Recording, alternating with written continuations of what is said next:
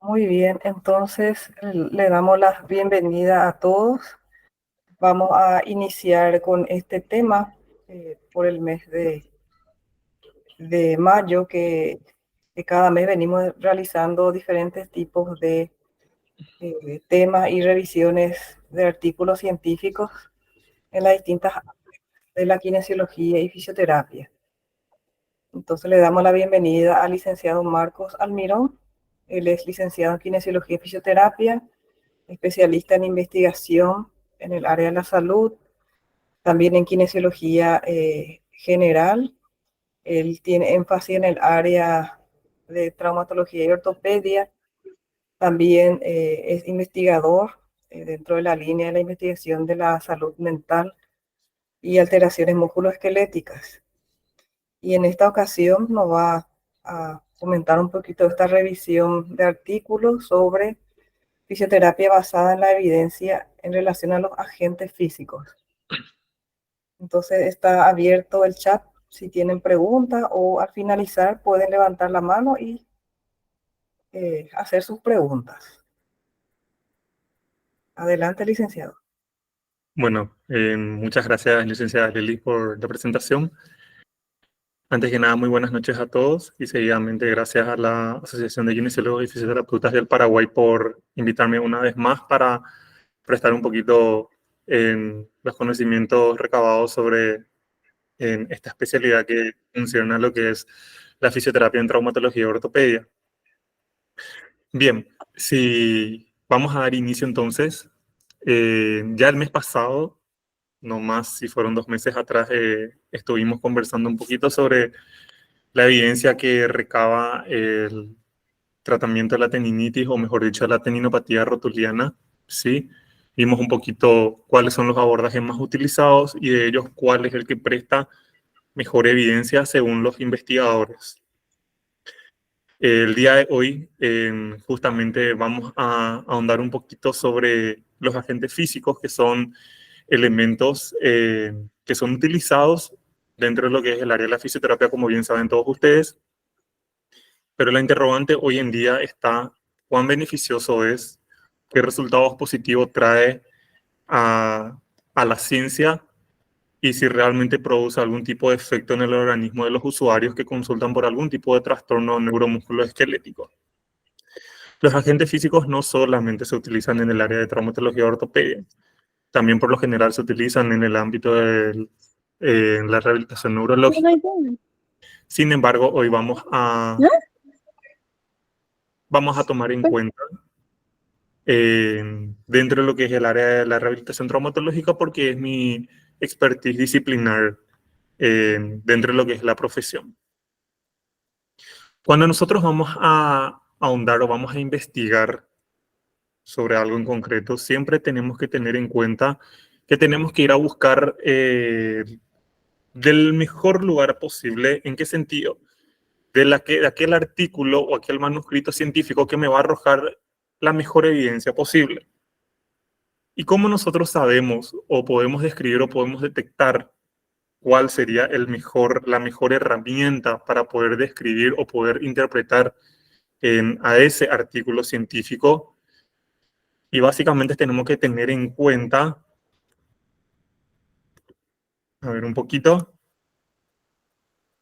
la pirámide de la evidencia científica. ¿Estamos de acuerdo? Dentro de lo que es la pirámide de la evidencia científica, según el gráfico que están visualizando en su pantalla, nosotros tenemos la posibilidad de interpretar esa pirámide desde lo que es la base al ápice o al vértice de esa pirámide, siendo las editoriales o las opiniones de los expertos el menor grado de evidencia disponible dentro de un conjunto de investigaciones científicas. Así, por ejemplo, los estudios de casos y controles o estudios de cohortes tenemos como un nivel de evidencia estándar o, digamos, promedio dentro de lo que es esa pirámide. Sin embargo, los informes sistemáticos o los metaanálisis son los que mejor grado de evidencia responden a las escrituras científicas y los que de mejor manera representan a la comunidad científica cuando nosotros queremos o quisiéramos entender o comprender cómo funciona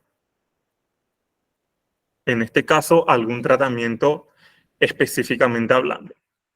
Entonces, si yo quiero saber, por ejemplo, cómo funciona la láser terapia, ya sea de baja potencia o de alta potencia, y cuán beneficioso es para la salud humana, necesariamente debo ir a buscar información a través de los metaanálisis o informes sistemáticos.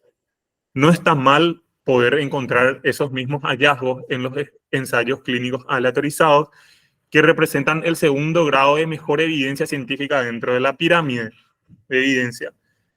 Sin embargo, esos informes sistemáticos y esos metaanálisis probablemente me arrojen más de un resultado, a diferencia del ensayo clínico aleatorizado, que por lo general me va a arrojar un solo resultado. Entonces, cuanto más resumen o cuanto más resultados nosotros tengamos dentro de un mismo manuscrito, mejor para nosotros. ¿Estamos de acuerdo? Es por eso que justamente... A ver, permiso... Ay. Según este artículo, ¿sí?, que pueden visualizar en la pantalla, efectividad de los agentes físicos en el tratamiento del dolor de la artrosis de rodilla, una revisión sistemática. Ahí automáticamente nosotros vamos a interpretar de que son un conjunto de ensayos clínicos que se utilizan dentro de ese artículo original. ¿Está bien? Las revisiones sistemáticas y los metaanálisis exclusivamente es un conglomerado o un compilado de ensayos clínicos, ya sea aleatorizados o no aleatorizados. Los ensayos clínicos sabemos por metodología de la investigación que son estudios experimentales que se hacen. ¿Estamos de acuerdo? ¿Cuál fue el objetivo de ese artículo, de esa revisión sistemática? Fue determinar si los agentes físicos son eficaces para disminuir el dolor y mejorar la calidad de vida en los adultos con artrosis de rodilla, mediante la recopilación de diferentes estudios científicos de alta calidad metodológicas publicados hasta la fecha.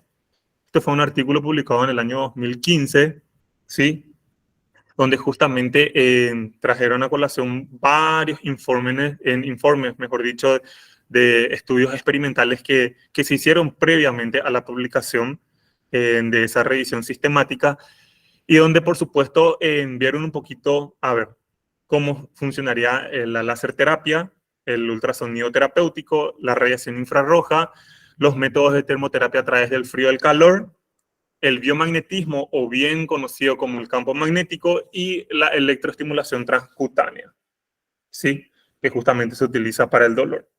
¿Estamos de acuerdo? Al realizar y analizar el manuscrito, el paper o el artículo científico, por ejemplo, cuando se detectó en informes acerca de la radiación a través del láser, ¿sí?, que por supuesto sabemos que son la radiación a través de longitud de onda, etcétera, se comparó, un estudio comparó lo que es la utilización del láser de baja potencia con aquellos que utilizan a través de la alta potencia para detectar si producen efectos beneficiosos para el dolor en una artrosis de rodilla. Y los resultados justamente de ambos estudios detectaron que no tuvieron o no se detectaron beneficios para lo que es la mejoría de la sintomatología dolorosa para una artrosis de rodilla. Tanto el láser de alta potencia como el láser de baja potencia no fue superior uno respecto a otro para poder describir de que sirve para mejorar los cuadros dolorosos en aquellas articulaciones afectas, sobre todo en rodillas. Cuando siempre vamos a hablar de lo que son los agentes físicos, probablemente siempre vamos a, independientemente a la funcionalidad del sujeto, que obviamente va a estar mediado por la sintomatología que pueda presentar, necesariamente, si vamos a ir buscando evidencia en cuanto a lo que son los agentes físicos, siempre vamos a direccionar más con el curso de la patología, ¿sí? ¿A qué quiero llegar con esto? Que probablemente nosotros nos encontremos un artículo que hable de lo que es la utilización de la láser terapia para mejoría de cuadros dolorosos en general, porque necesariamente va a estar direccionado a una patología en concreto para ver si justamente cursa o no con cierta mejoría o lo contrario en cuanto a lo que precedentemente estamos hablando, ¿sí? Sin embargo, por ejemplo, lo que fue la termoterapia a través del frío y a través del calor, se detectó que tanto el frío como el calor producen mejorías significativas para los cuadros que cursan con trastornos dolorosos, ¿sí? Por ejemplo, la aplicación de frío de forma intermitente durante 20 minutos refiere no precisamente un efecto hipoalgésico o analgésico, más bien a través de sus efectos terapéuticos o sus beneficios terapéuticos se detectan a través de sus efectos anestésicos. ¿Estamos de acuerdo? Sin embargo, la utilización del calor, ¿sí? como agente físico, sobre todo aquellos que transmiten humedad, por ejemplo, los calores húmedos, también presentan beneficios ciertos beneficios positivos para los cursos de patología musculoesquelética que cursan con dolor. Por otra parte, la utilización del biomagnetismo, y acá es donde vamos a probablemente detenernos un poco, que es la utilización del, eh, del campo magnético con fines terapéuticos. Marcos, ¿está corriendo la diapositiva? No, Ah, nos estamos deteniendo dentro del mismo ya. margen. El campo magnético, si bien la literatura habla de que produce efectos beneficiosos para los cuadros dolorosos de la rodilla, pero hablando vagamente o no diría vulgarmente, pero ¿a qué costo? No estamos hablando de costo-beneficio en cuanto a servicios monetarios. Estamos hablando a que obviamente sabemos que el campo magnético es una terapia pasiva, como la mayoría de los agentes físicos, sí, de hecho que todos los agentes físicos es la utilización de la terapia de forma pasiva, pero la población de estudio para poder determinar la utilización del campo magnético que resultó como efecto beneficioso dentro de lo que es esta revisión sistemática, hacía referencia a que a los usuarios o a los pacientes se le tenía dentro de la terapia por 2 horas a la mañana y 2 horas a la tarde, 4 horas al día, ¿sí? Acostados sobre una camilla, etcétera. Pero sin embargo, a diferencia del placebo, durante las 6 semanas de intervención solo con el campo magnético no resultó mejorías significativas, pero respecto a la terapia placebo o al efecto placebo de otros agentes físicos. No puedo decirles qué agente físico o qué terapia funcionó como forma placebo porque el artículo no mencionó eh, tal forma terapéutica. Pero a lo que voy es que este artículo sí menciona que el campo magnético funciona o mejora la disminución de los dolores de rodillas, pero metiéndole dentro de una camilla durante 4 horas al día durante 6 semanas y posterior a la sexta semana de intervención ya no tiene ningún beneficio superior a lo que es el placebo. Entonces ahí ponemos otra vez en la balanza si utilizaríamos el campo magnético con fines terapéuticos y sumado a eso que la población de estudio fueron de 55 personas, ¿sí? Es una población ínfima para poder extrapolar los datos o poder decir esto se puede utilizar en todas las personas de todo el mundo. ¿Estamos de acuerdo? Sí funcionó en esas personas, pero necesariamente no puedo decir que funcionan todas, o no podemos decir eso. ¿Sí? Por otra parte, la electroanalgesia transcutánea, o comúnmente conocido como TENS, produce efectos beneficiosos, mejora cuadros dolorosos o los cuadros dolorosos para las artrosis de rodilla, pero como efecto a corto plazo. Es decir, hasta los 10 días aproximadamente, según refiere la literatura científica o bien este artículo científico. Al 11º día, probablemente el TENS ya no pueda predisponer efectos beneficiosos por sí solo. ¿Sí?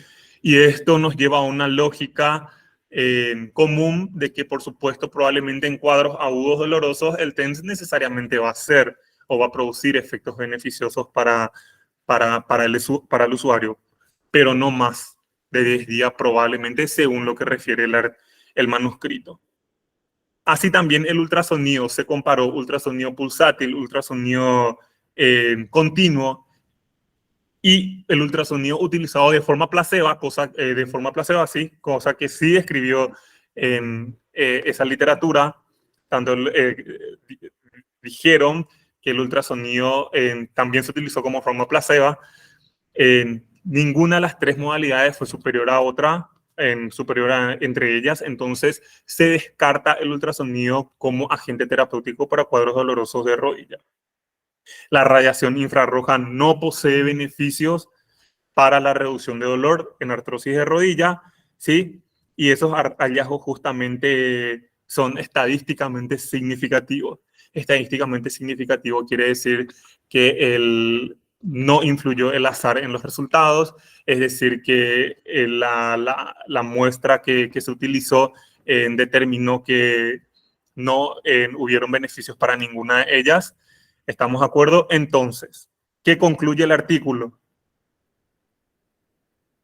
Que el campo magnético y la electroanalgesia presentan un alto nivel de evidencia para la utilización de esos agentes físicos para cuadros dolorosos, a expensas de lo que ya mencionamos respecto al campo magnético.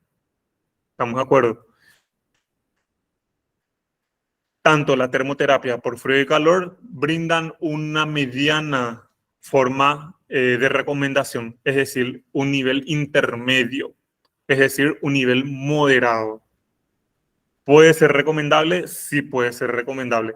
Posee un alto grado de evidencia que funciona y no realmente. No posee un alto grado de nivel de que sí funciona, según lo que estamos viendo. Y por supuesto, el ultrasonido, la radiación láser y el infrarrojo no son beneficiosos para los cuadros dolorosos de rodillas, según lo que nosotros podemos sacar como conclusión de este artículo. ¿Estamos de acuerdo?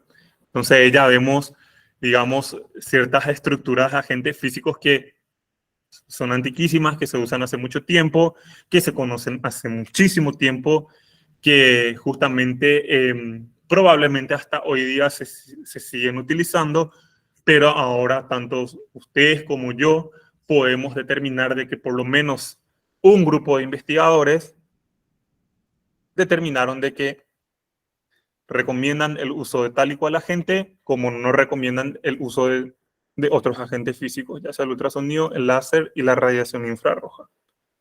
¿Estamos de acuerdo? Muy bien. Por su parte, en otra revisión sistemática que habla sobre el dolor y modalidades físicas, un nuevo paradigma en la fisioterapia. ¿Por qué es un nuevo paradigma? Porque probablemente antes la rehabilitación de los usuarios era a través de los agentes físicos. Sin embargo, hoy en día justamente se está discutiendo si sirve o no sirve. Por eso justamente los estudios son cada vez más exhaustivos sobre la funcionalidad o no como forma terapéutica de cada una de ellas. El objetivo de esta revisión sistemática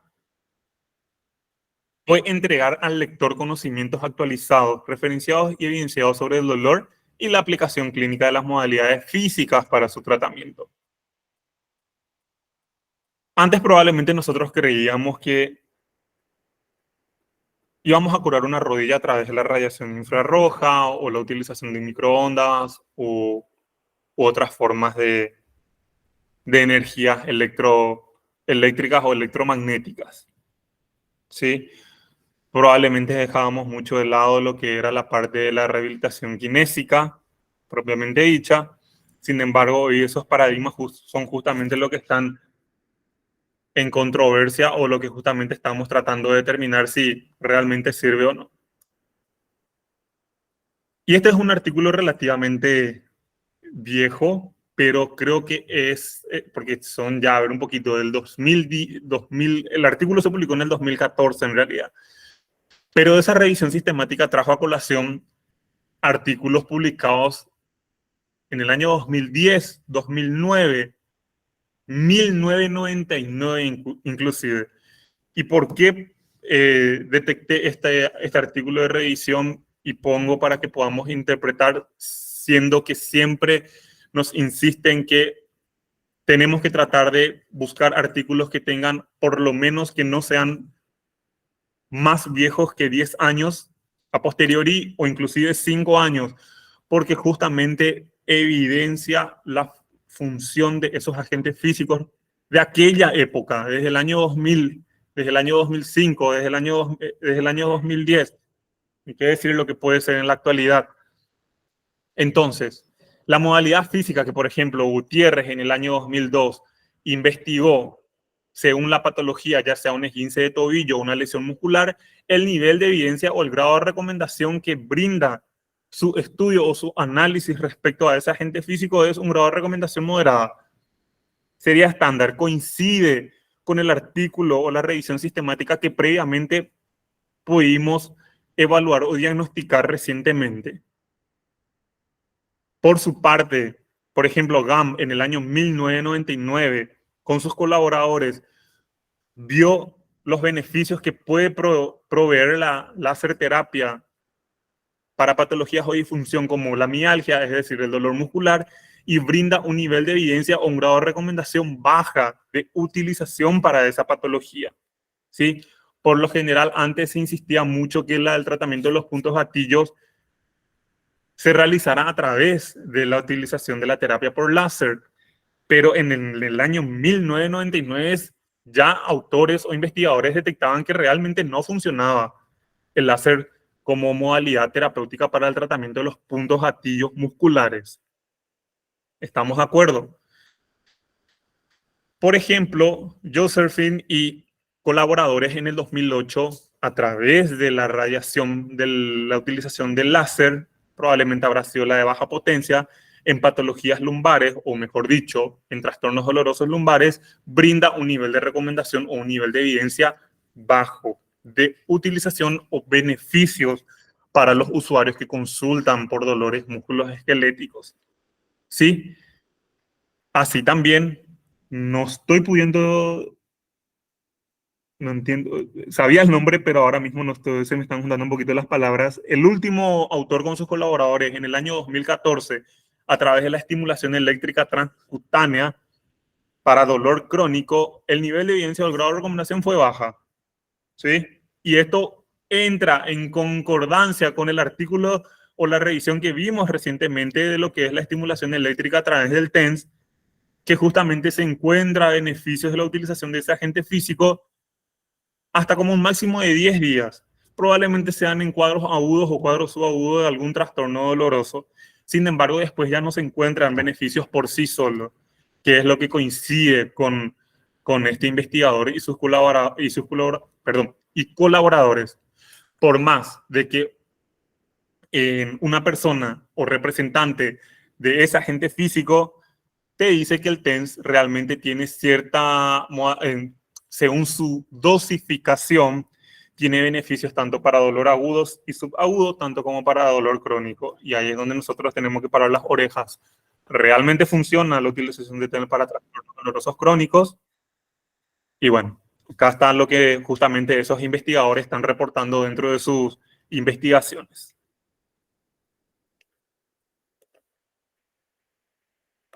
Muy bien, seguimos. Y este es probablemente el artículo más interesante que encontré de lo que estamos estudiando el día de hoy. Y justamente Lois y colaboradores vieron o tuvieron la intención dentro de lo que es esta revisión sistemática. En realidad este es un compilado de revisiones sistemáticas. Sería como un meta-análisis, ¿sí? Y el objetivo de la revisión fue evaluar la eficacia de las intervenciones dentro del ámbito de la fisioterapia. Por un lado, el ejercicio terapéutico, por otro lado, la terapia manual, por otro lado, la electroterapia y enfoques combinados o multimodales. ¿Sí? Nosotros nos vamos a detener justamente a lo que es la electroterapia. La electroterapia no solo es la utilización de la electroestimulación transcutánea, ¿sí? La electroterapia son todos los agentes físicos, porque probablemente todos los agentes físicos necesiten de medios eléctricos para su funcionamiento excepto la termoterapia por frío o por calor, ¿sí? Que probablemente no necesiten la conexión directa al momento de la aplicación, pero probablemente previamente sí. ¿Estamos de acuerdo? Este artículo evaluó justamente al hombro doloroso, ¿sí? Como trastorno, trastorno doloroso en hombro, ¿sí? Y justamente la intervención de esas modalidades terapéuticas para beneficio a esa instancia. Entonces, ¿qué podemos detectar? ¿Sí? Una revisión sistemática o un metaanálisis de la evidencia disponible a través de lo que es la láser terapia para el dolor subacromial de hombro. ¿Sí? Podemos determinar que el estudio de Dong y colaboradores compiló a 2.300 sujetos dentro de su estudio con un tamaño de muestra de 33 que probablemente son las cantidades de artículos que se pudieron determinar a través de ese investigador. ¿Y qué concluyen esos investigadores? Que el láser de baja potencia como terapia no es recomendable para pacientes con síndrome de hombro doloroso, un nivel de evidencia bajo para ese agente físico. Por otra parte, ¿sí? Haslerud, ¿sí? Es la utilización, habla sobre lo que es la utilización del láser de baja potencia, ¿sí? Y la evidencia que puede producir para la reducción, ¿sí? De trastornos dolorosos en hombro. Todo este artículo está basado en hombro, ¿sí? Y dice que justamente no es significativamente superior el láser de baja potencia respecto al placebo como terapia para efectos analgésicos de hombros, ¿sí? ¿Está bien? Y por supuesto, no es más superior que la terapia a través del ejercicio terapéutico, ¿sí? Como régimen de tratamiento. Sugiere una evidencia fuerte de que la láser terapia no interviene en la reducción o en la mejoría de la función del hombro, ¿sí? Entonces podemos determinar eso a través de ese investigador y colaboradores con un tamaño muestral de pacientes incluido de 801 participantes, ¿sí? Por ejemplo, Steurit y colaboradores detectan que la evidencia láser es superior al placebo. Él detecta eso, ¿sí? Pero que el láser también puede ser superior en combinación con el ejercicio terapéutico, ¿sí? Respecto al placebo, ¿sí? Es decir, la utilización del láser con ejercicio puede ser beneficioso para los pacientes, pero no así respecto al placebo. Entonces ahí entramos otra vez en un dilema. ¿Uso o no uso? ¿O realmente fue el ejercicio terapéutico quien hizo su acción? Porque acá no habla de láser terapia versus ejercicio terapéutico. Es láser y ejercicio versus placebo y ejercicio. Ahí es donde se detecta que el láser funciona, pero realmente es el láser. Obviamente yo con lo que estoy diciendo no quiero indagar a que realmente es el ejercicio quien funciona, pero sí sabemos por regla general que probablemente el ejercicio terapéutico dentro de lo que es el ámbito de la fisioterapia es el que mejor grado de evidencia científica tiene en cuanto a lo que es la mejoría de sintomatología y función para el individuo. Muy bien. Y por su parte, Yuache et al. ¿Sí? Hablan de que el láser de baja potencia es más efectivo que el placebo, pero no así respecto al ultrasonido en tiempos cortos para lo que son los trastornos dolorosos de los pacientes que cursan con sintomatología de hombro doloroso. Entonces ahí por ejemplo, estamos viendo de la comparación de dos agentes físicos entre sí, el ultrasonido, que probablemente en otras revisiones daban como que no funciona, y acá tenemos al láser de que probablemente tiene ciertos efectos beneficiosos respecto a otro agente físico, ¿sí?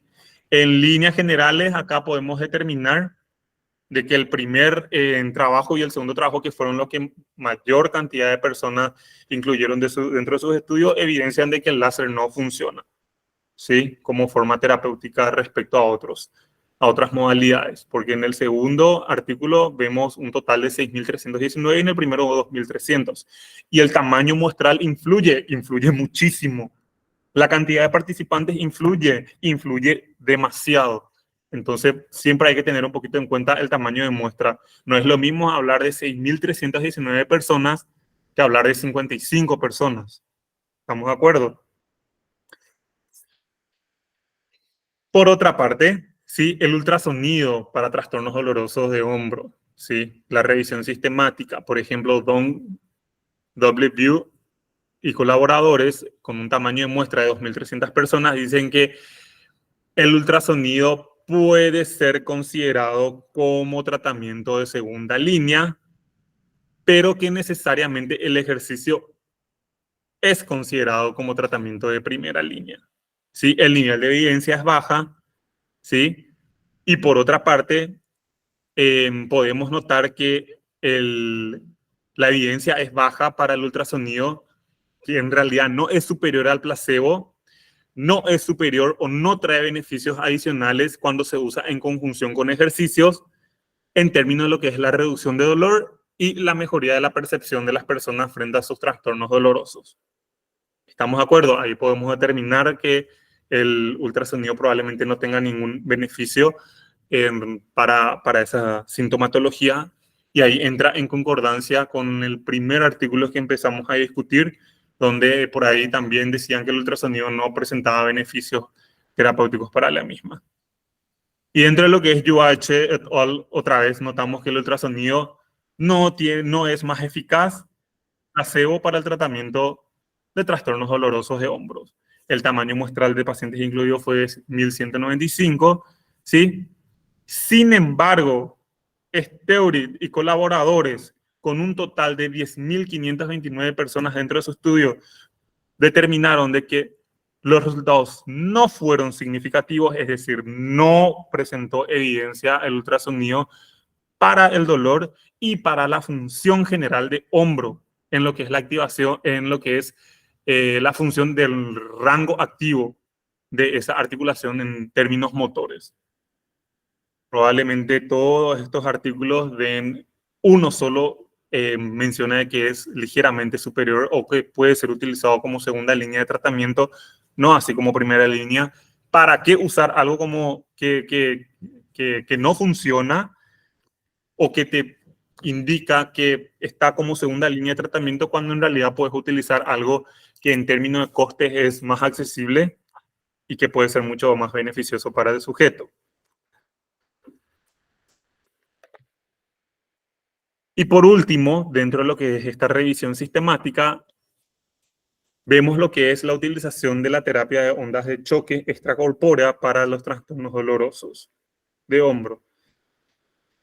Según lo que es Don W. et al., con una totalidad de 2.300 pacientes, hace referencia a que la evidencia presenta un nivel pobre o un nivel bajo sobre lo que es la utilización de la terapia extracorpórea por ondas de choque como tratamiento y que brinda beneficios adicionales al usuario. Es decir, no funciona para esos usuarios cuando se utiliza en conjunción con ejercicio terapéutico, ¿sí? Es decir, en términos de lo que es la reducción del dolor y la funcionalidad del hombro. Por otro lado, otro artículo habla de que el resultado no fue significativo de que esa terapia funcione para los trastornos dolorosos, y justamente el último investigador, con una población de 1.195, dice que las ondas de choque extracorpórea no tienen ningún efecto superior al placebo para el tratamiento del hombro doloroso o del síndrome de hombro doloroso. ¿Estamos de acuerdo? Y por último, la efectividad de lo que es del electromagnetismo o la energía electromagnética, o bien la utilización del campo magnético, podemos determinar que todos los investigadores, por un lado, utilizaron la modalidad pulsada, no así la modalidad continua de ese agente físico, y que necesariamente el primer investigador dice que esa energía electromagnética puede ser considerado como segunda línea de acción para el tratamiento, ¿sí?, de hombros dolorosos, pero que necesariamente el ejercicio terapéutico está como primera línea. Por otro lado, dicen que la energía electromagnética pulsada no proporciona beneficios clínicos importantes en comparación con el tratamiento placebo. Y por último, hace referencia a que los resultados del estudio, según lo que dijo Staurit et al, con una población de 10.529 pacientes, los resultados fueron no significativos respecto a la terapia pulsada de electromagnetismo para el tratamiento del hombro doloroso y la función general del hombro en rangos activos motores en movimiento. Entonces, acá, respecto a lo que fue el primer artículo, vemos que no se recomienda la utilización del campo magnético para el tratamiento del hombro doloroso. ¿Estamos de acuerdo? Acá tenemos una población de 10.529 sujetos o usuarios respecto a la primera, donde probablemente daba beneficios, pero era una población de 55 usuarios. Esos usuarios tenían que estar dentro de una camilla por 4 horas. 2 horas de mañana, 2 horas de tarde. Entonces, si bien funcionó esa modalidad para esos sujetos, ¿realmente es recomendable usar? ¿Es la única vía, es la única arista que podemos utilizar como fisioterapeutas para la reincorporación funcional y no dolorosa de nuestros sujetos o de nuestros pacientes a sus actividades diarias? Entonces, eso es justamente lo que estamos tratando de aportar con esta reunión científica, con esta lectura crítica de artículos científicos.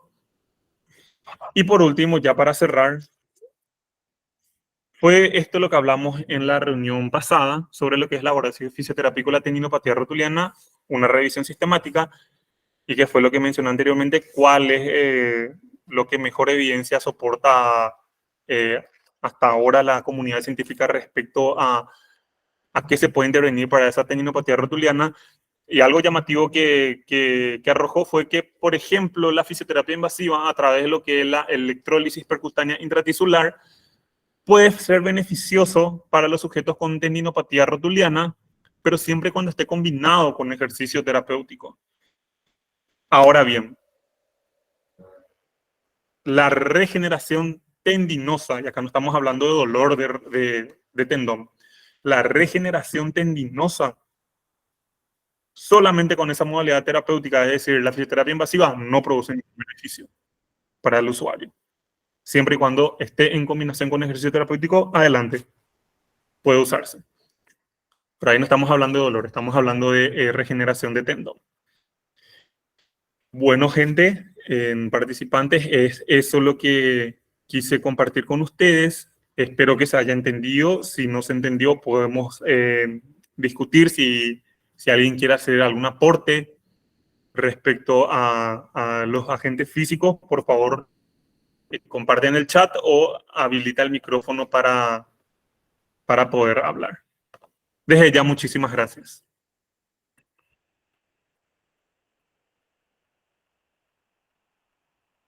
Muy interesante realmente. Ahí veo Junior, adelante. Puedes habilitar tu micrófono. Sí, buenas noches.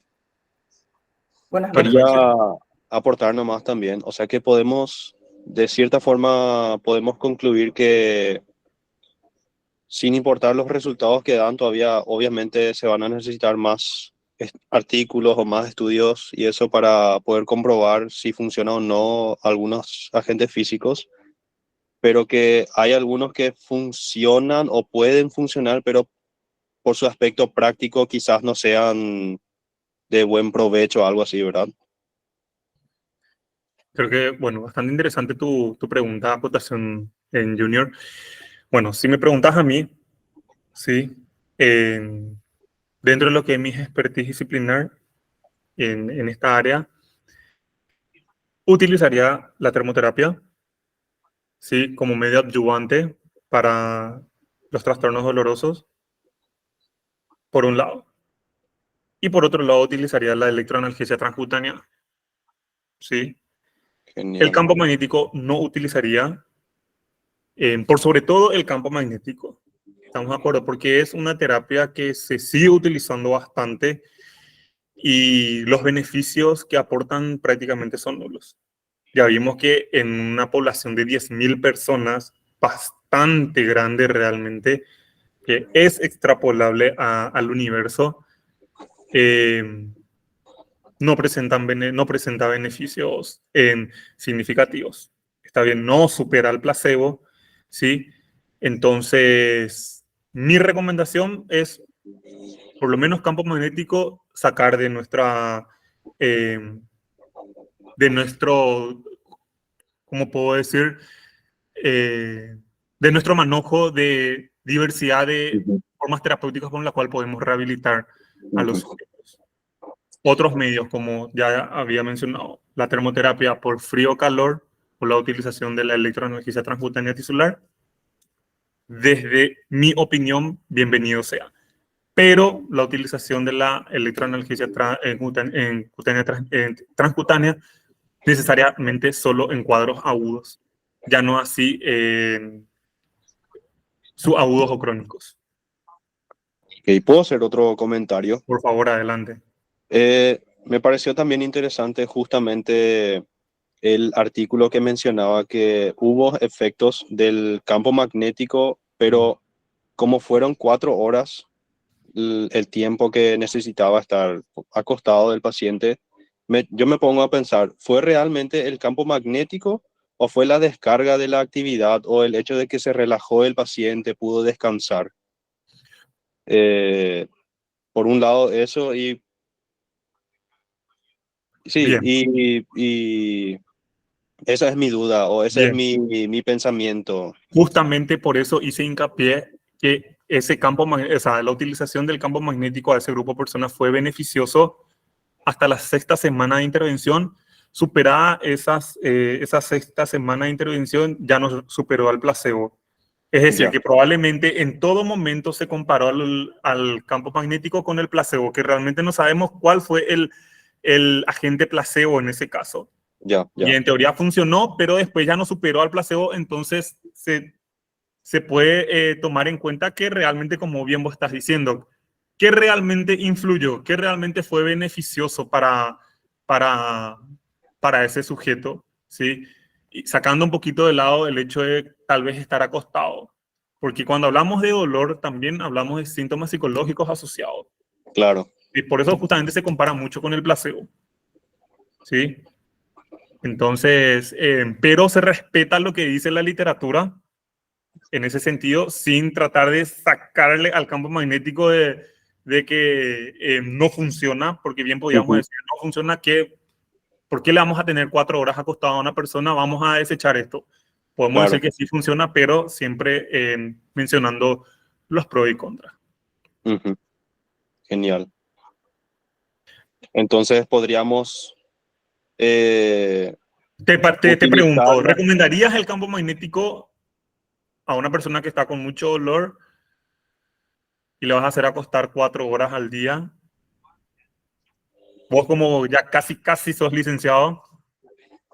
Yo en realidad lo que preferiría es, como ya habíamos dicho, que la terapia activa por parte del paciente es como primera línea y como segunda línea podríamos elegir no solamente campo magnético, sino otros agentes también en el caso de que sí notemos alguna mejora, ya sea por placebo o realmente por la acción terapéutica que tiene el agente físico. O sea, Bien. podemos hacer sí o sí la terapia física o activa y acompañando con la terapia pasiva si es que notamos que hay alguna diferencia. Eso sería más bien lo que Genial, yo haría. súper bien. Hay una pregunta en el chat. Dice, Gracias, ¿podrías, profe. genial, gracias Junior, ¿podrías explicar sobre el uso del TENS en fortalecimiento muscular? Veo que se usa mucho el TENS para fortalecer, pero ¿cuál sería la función real del uso del TENS y cuál sería el agente físico correcto para lo que es fortalecimiento muscular. Eso justamente sería dentro de lo que es otro contexto, pero se usa mucho la electroestimulación transcutánea justamente. Pero usar el TENS para fortalecimiento realmente no.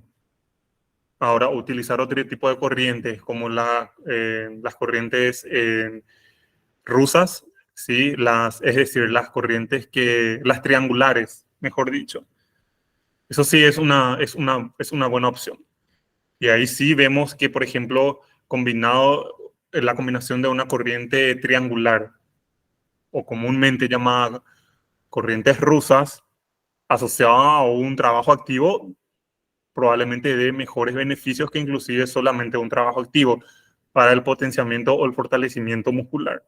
Pero eso es hablándote o respondiéndote vagamente, se puede seguir investigando un poquito, pero la utilización de las ondas moduladas, es decir, las que son de baja frecuencia como la del TENS, realmente no sabrías, en teoría no se usa. En la práctica no se debería usar el TENS para fortalecimiento muscular. Sí, las corrientes triangulares, como vuelvo a repetir.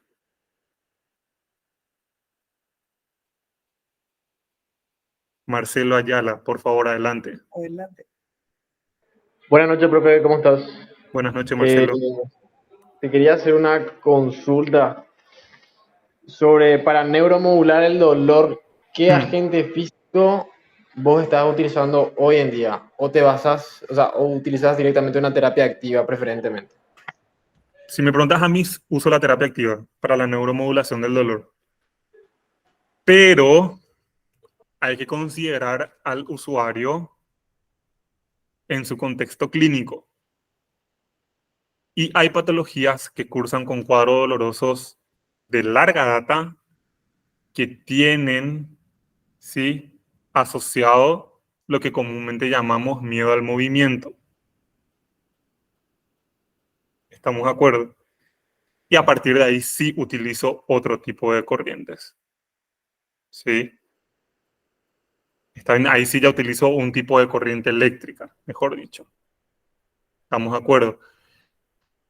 Pero en ese caso, otra vez, nuestra primera línea de acción no va a ser ni el ejercicio terapéutico por un lado, ni la terapia a través de los agentes físicos. Necesariamente la primera línea de acción va a ser la farmacoterapia probablemente.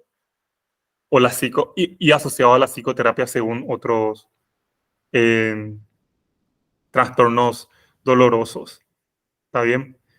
Me encantaría usar la fisioterapia invasiva, ¿sí?, para probar, porque sí tiene cierto grado de recomendación asociado a lo que es el ejercicio terapéutico, pero no está a mi disponibilidad y, siéndote sincero, no sé usar. Pero eso es cuestión de aprender, ¿verdad?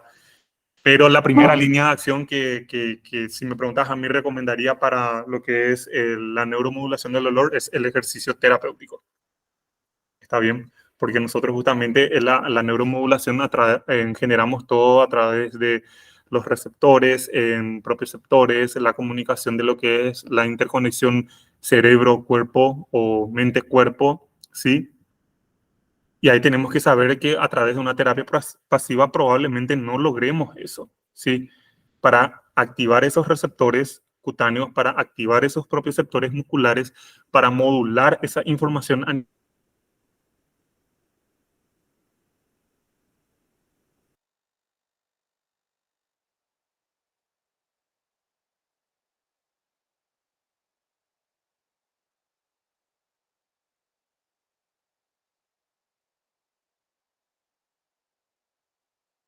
Hola. ¿Se Hola, colgó? Te se colgó, ¿verdad? colgó, pero mientras que se está reactivando otra vez su conexión de Marcos, yo quería dar un informe para todos los que son socios de la Aquispi y que están conectados. Me pueden escribir al privado cuando termine la reunión para poder anotar quiénes son los socios para que después nosotros le enviemos el certificado. Entonces, después de que termine la reunión, los socios activos entonces me envían un mensaje para yo anotar y después enviarle al correo su certificado. ¿Y el costo, Steffi? Para los socios es sin costo. ¿Y para los que quieren certificado y no son socios? Es solamente para los socios, profe. Ah, ya. Sí, ahí le estoy preguntando a Marcos, parece que ya salió ahora. No le veo.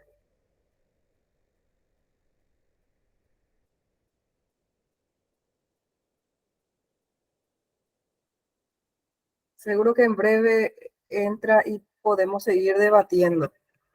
Está muy interesante el tema y el próximo mes tenemos otro tema sobre el área de traumatología y ortopedia, rehabilitación en mano con la licenciada Renis.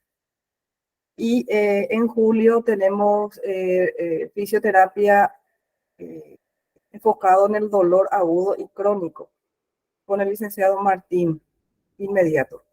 Entonces cada mes tenemos nuestro tema, vamos a estar publicando específicamente la fecha, el horario, para que puedan conectarse.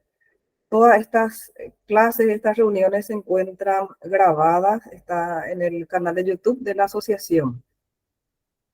¿Y cómo puede hacer para asociarse? Ahí pregunta Steffi. Me envían un mensaje y yo les envío el link para que ustedes puedan completar, enviar sus documentos y eso, o sea, completar lo que es el formulario para ser socios de la AKISPI.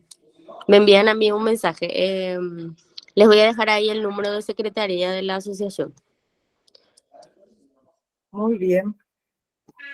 Entonces, ese es el programa de las reuniones científicas. Tenemos hasta el mes de diciembre diversos tipos de charlas y temas de las distintas áreas. Y quiero aprovechar este espacio y mientras el licenciado Marcos se conecta, porque ahora me escribió que está viendo su conexión de internet, les quiero invitar a participar de un congreso científico internacional de kinesiología y fisioterapia en cirugía. Va a haber también becas voy a proyectar un ratito el flyer aprovechando este espacio, un espacio de publicidad para promocionar un poco esta actividad. Y yo les cuento que va a haber becas para ahí está licenciado. ¿Tu micrófono? Micrófono.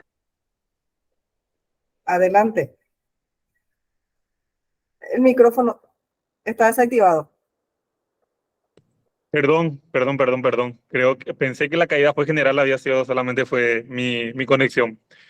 Y como te venía diciendo, Marcelo, creo que la primera línea siempre, o por lo menos yo recomendaría el ejercicio terapéutico, porque necesariamente la neuromodulación generamos a través de lo que son la estimulación sensitiva, ¿sí? Que implicarían tanto a los receptores cutáneos, a los propioceptores musculares y las informaciones que son enviadas a través del cerebro y lo que el cerebro puede modular para poder efectuar como actividad efectora. ¿Estamos de acuerdo? Entonces, sí, se pueden utilizar ciertos agentes físicos, pero en un periodo corto. ¿Estamos de acuerdo? Y como bien había dicho, probablemente siempre cuando hablamos de trastornos dolorosos ya crónicos, necesariamente estaríamos utilizando nuestra primera línea de acción probablemente sería la farmacoterapia. En fin. Pero eso ya no estaría a nuestra disposición. Gracias, profe. Genial. Yo quería hacer algunas preguntas, serían reflexiones, ¿verdad? Cada revisión bibliográfica, cada lectura y cada actualización en el área de la salud nos permite analizar nuestro quehacer diario a nivel profesional. Y si bien la salud sabemos que avanza día a día, hay ciertas terapéuticas y podemos decir agentes físicos que quedaron ya, cuesta decir el término obsoleto, ¿verdad? Si bien En desuso. va evolucionando posiblemente, ¿verdad? Y esas acciones físicas que genera ese agente físico se replica tal vez en un equipo con mayor tecnología. Y siempre con el licenciado Marcos solemos hablar, lo que cuesta en el área de la kinesiología es medir el resultado de nuestro trabajo, porque no podemos tampoco hacer un estudio experimental sabiendo, teniendo en cuenta las evidencias. En el caso del dolor no podemos estar suspendiendo la medicación de un paciente que está padeciendo de un dolor para ver el resultado de un agente físico, por ejemplo. Entonces, medir el resultado de la investigación en el área de la kinesiología hay que saber, ¿verdad?, cómo valorar y cómo poder evidenciar. Y cuando él mencionó el tema, los paradigmas, ¿verdad?, las nuevas tendencias, ¿verdad? Anteriormente hacíamos de forma aislada el uso de agente físico. Hoy la tendencia es hacer en conjunto, porque la evidencia y el aspecto ético ya nos obliga a estar a la vanguardia y no estar haciendo terapéuticas que ya no se utilizan. Y eso también quería reflexionar, el tema de las nuevas tendencias y paradigmas en el área de la fisioterapia y el uso de agentes físicos. Y otro punto que también es interesante reflexionar es un espacio destinado a los colegas y estudiantes, pero ¿qué dice la demanda afuera, verdad? ¿Qué nos piden a nosotros cuando viene la orden médica o cuando el paciente te pide o cuando el médico indica? Hoy eso ya está cambiando un poquito más, pero eso es lo que también tenemos que ir luchando, ¿verdad? Ver qué tipo de agente físico y qué equipo de fisioterapia nos conviene pedir, usar o aplicar. Y dar a entender que hay, si bien viene la lista de agentes físicos que pide el médico o que pide el sanatorio, no se aplica a hacer entender sobre esos puntos. Y un último punto, que sería interesante crear una reunión científica sobre terapia invasiva, porque hay todavía algunas cuestiones que es importante analizar de lo que corresponde a terapia invasiva, las evidencias, ¿verdad? Y la certificación, la credencial que tiene que tener aquella persona que realiza este tipo de terapéutica. Y nada más que eso. Muy bien, no sé, Estefanía, Marcos. Sí, creo que la licenciada Estefanía levantó la mano. Sí, no, acotar nomás sobre el punto que dijo la profe sobre el listado que te manda el médico para hacerle al paciente, ¿verdad? Nosotros tenemos que saber que nosotros tenemos una ley y esa ley nos da una autonomía a nosotros, ¿sí? Entonces, muchas veces es cuestión de hablar con el médico y explicarle que nosotros somos autónomos tanto en nuestro tratamiento y que sabemos diagnosticar, ¿verdad? Y sabemos qué es lo que vamos a utilizar con el paciente y qué no, ¿verdad? Porque muchas veces pasa eso, que el médico te envía una lista de todo lo que tenés que ponerle y si no le pones, no sos un buen fisioterapeuta. Entonces, esa es la lucha que estamos haciendo nosotros ahora desde la asociación, ¿verdad? Ir tratando de cambiar eso, ¿verdad? Pero nosotros tenemos una ley que nos respalda, ¿verdad? Sobre esa autonomía. Eso nomás quería yo acotar. Por supuesto, totalmente cierto lo que dice tanto la licenciada Estefanía como la licenciada Morales. Y para ir cerrando un poquito la idea, si bien solamente nos enfocamos en lo que son los agentes físicos, espero que haya servido de algo esta reunión y por lo que la evidencia ahora mismo sostiene en forma general sobre lo que son las intervenciones fisioterapéuticas para trastornos dolorosos o trastornos musculoesqueléticos como primera línea de acción, tenemos al ejercicio terapéutico y al fortalecimiento muscular. Como segunda línea de acción, tenemos a lo que es la terapia manual ortopédica. Y como tercera línea de acción, tendríamos lo que son las terapias o la fisioterapia invasiva por un lado, y por otro lado la utilización de los agentes físicos según el grado de recomendación que por ahí ahora mismo sostiene la evidencia. Con lo de hoy, bastó con leer 4 artículos, en realidad hacer una revisión de 3 artículos para poder sacar una conclusión de qué es lo que dicen los investigadores respecto a los agentes físicos que por lo general están hace mucho tiempo instalados en lo que son los campos de la rehabilitación fisioterapéutica.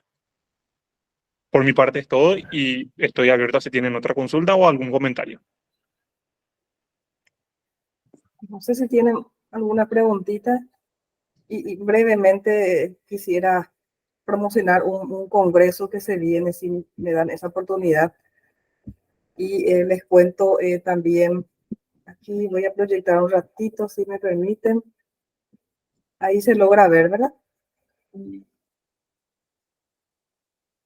Sí. El 8, 9 y 10 de junio tenemos un congreso científico internacional sobre kinesiología y fisioterapia en el área de la cirugía, ¿verdad? Todo lo que es el área postquirúrgico y prequirúrgico, cirugía torácica, abdominal, vascular, dermatofuncional, neurológico. Ahí pueden ver la inversión, el costo, el lugar, los temas que se van a dictar. Tenemos también docentes internacionales en distintas áreas. Pueden seguir en el canal la red social de la Asociación de Kinesiólogos y también del Congreso. Y comentarles que tenemos próximamente sorteos. Ahí dejo de compartir. Tenemos sorteo de 10 becas para socios y no socios, colegas o estudiantes que estén interesados en participar. Creo que la próxima semana vamos a tener el primer informe, ¿verdad?, de lo que es este congreso y el sorteo de las primeras 5 becas. Y el siguiente encuentro, que creo que es ya días antes del evento, ese 1 de junio, también vamos a tener un Instagram Live con la licenciada Ana María Clavier a través de la Asociación de Kinesiólogos, esta beca, ¿verdad?